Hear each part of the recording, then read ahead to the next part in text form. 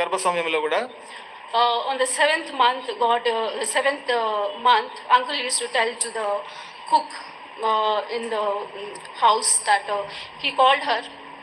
మరి 7వ నెలలో నేను ఉన్నప్పుడు మా ఇంట్లో వంట మనిషికి అంకుల్ ఈ విధంగా చెప్పారు, From today, I don't want to see my daughter-in-law in the kitchen.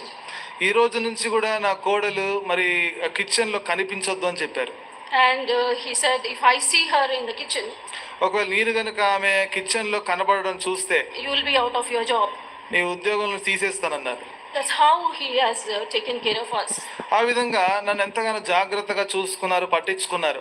And then after, before that, 2 months of marriage, ఇక్కడ వివాహానికి 2 నెలల మునుపు కూడా I went to uncle నేను అంకుల్ దగ్గరికి వెళ్ళాను. and I told him, why don't you remove cook? నేను అడిగాను, మరి మీరు ఎందుకు ఒక వంట మనిషిని పెట్టుకోవద్దని అడిగాను. నేను remove the cook. మరి ఎవరా వంట మనిషి?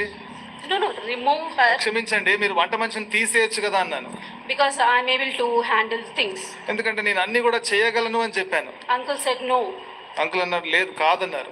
You take the time to spend in the presence of God. కాబట్టి నువ్వు దేవుని సన్నిధిలో నువ్వు గడిపే సమయం నువ్వు తీసుకోవాలి. You grow spiritually. నువ్వు ఆత్మీయంగా ఎదగాలి. You pray more. ఇంకా అధికంగా ప్రార్థించాలి. Use that time.